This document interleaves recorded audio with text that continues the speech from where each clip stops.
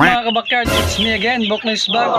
So for today's video is magbabacterial flushing tayo sa ating mga alagang sisiw.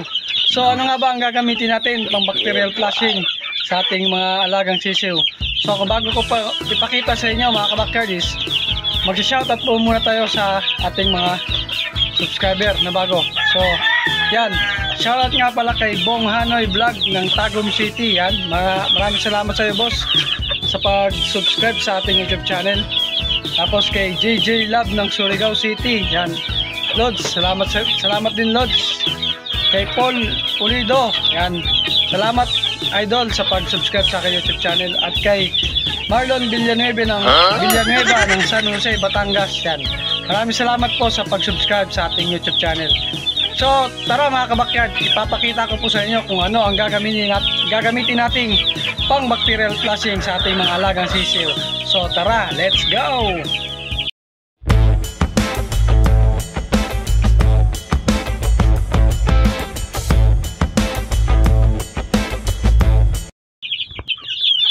So ayan mga kabakyard, yan po yung ating ibabacterial flushing ng ating mga sisiw.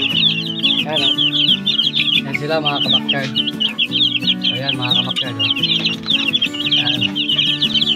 Ayan yung ating mga sisiw na magra-running 1 month na po sila. So ibabacterial flushing po natin mga kabakyard. Para sa next day po is papainumin din po natin ang probiotic. So tara mga kabakyard, papakita ko po sa inyo yung gagamitin nating pang bacterial flushing. So let's go!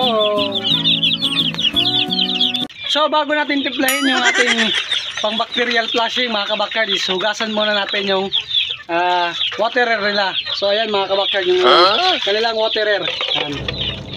Inuhugasan ko po mga kabakyard para malinis at malagyan natin ng malinis na tubig para hindi po sila makontamina. So ayan mga kabakyard, ayan o. So mas mainam natin ihugas yung running water mga kabakyard para mawala yung mga bakterya rin na nakasabit-sabit. Nakasabit-sabit pa nga sana all. Gago! So ayan mga kabakyard, tapos na po. So lalagyan na po natin ng malinis sa tubig.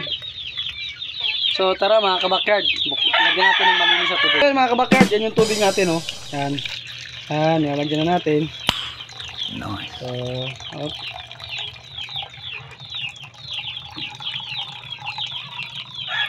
So ayan. So ayan mga kabakyard, kalahati lang po ang ating ilalagay na tubig. So tara, timplahin na natin.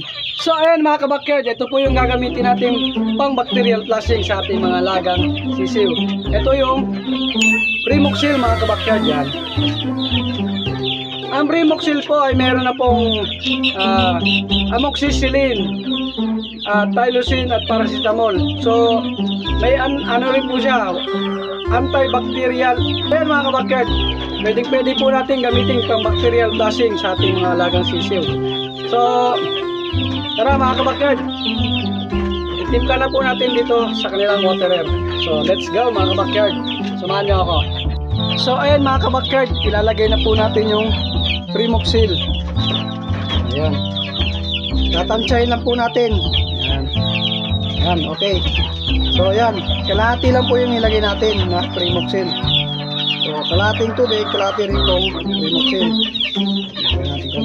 So ayan mga kabakyard. So ngayon, hahaluin po natin mga kabakyard. I-shake po natin yung kanilang